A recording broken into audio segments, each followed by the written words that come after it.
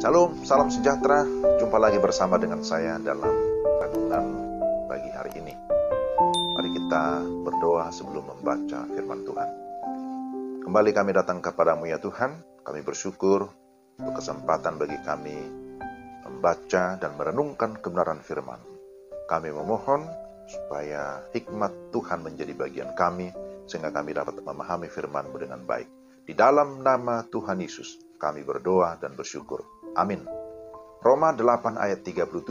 Tetapi dalam semuanya itu, kita lebih daripada orang-orang yang menang oleh Dia yang telah mengasihi kita. Roma 8 ayat 37. Saya beri tema renungan kita, kemenangan total.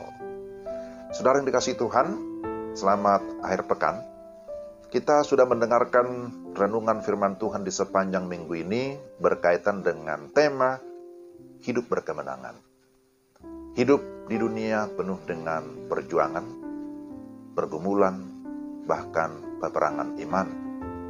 Sebagai orang percaya, seharusnya kita memang sudah memahami bahwa kita sedang menjalankan mandat Allah di bumi. Ada mandat budaya, ada mandat Injil yang harus kita kerjakan. Dan dalam kita mengerjakannya, tentu juga ada banyak tantangan. Tapi kita akan dapat mengerjakannya jika kita sudah mengalami kemenangan iman terlebih dahulu.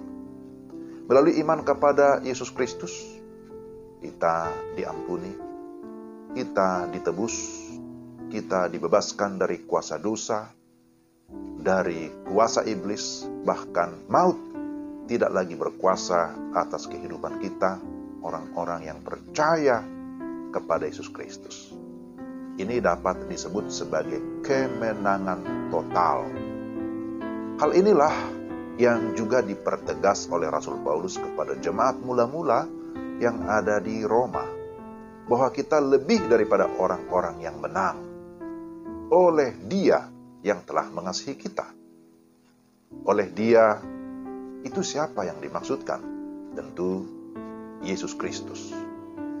Rasul Paulus memberikan penegasan bahwa semua manusia telah berdosa dan upah dosa adalah maut.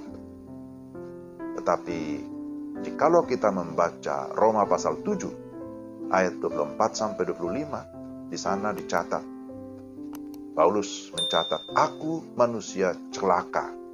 Siapakah yang akan melepaskan aku dari tubuh maut ini? Syukur kepada Allah oleh Yesus Kristus Tuhan kita." Jadi, melalui iman kepada Yesus Kristus, kehidupan orang percaya sudah diubahkan, diberikan kemenangan. Bukan lagi hidup dalam daging, tetapi hidup oleh roh. Hidup dalam pengharapan bahwa orang percaya akan menerima janji-janji Allah.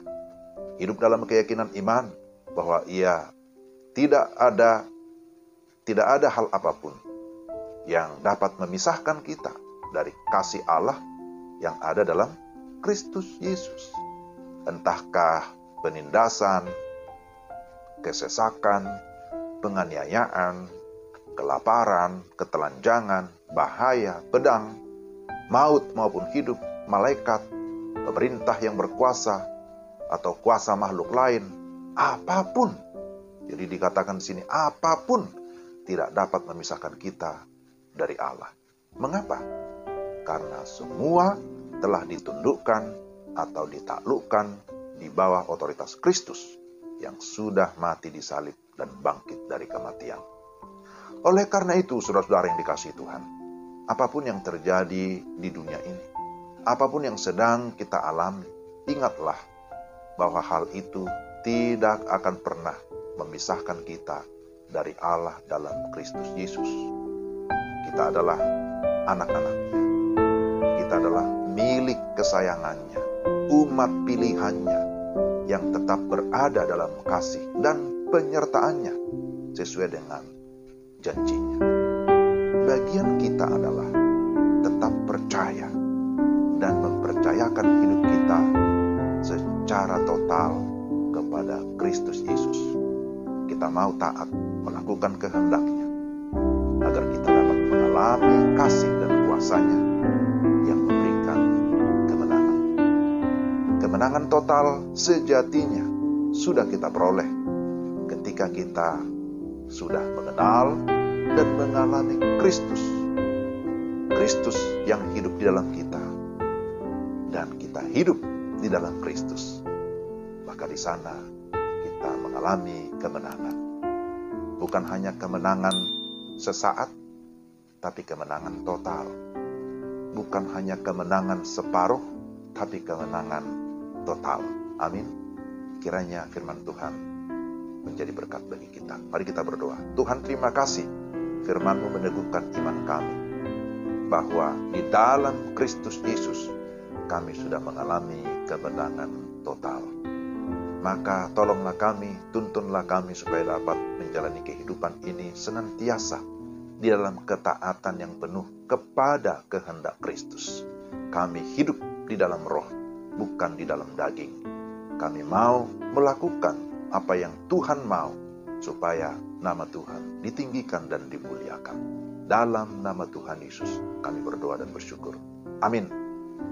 Sampai di sini renungan kita hari ini. Sekali lagi, selamat akhir pekan. Tuhan memberkati saudara sekalian. Shalom.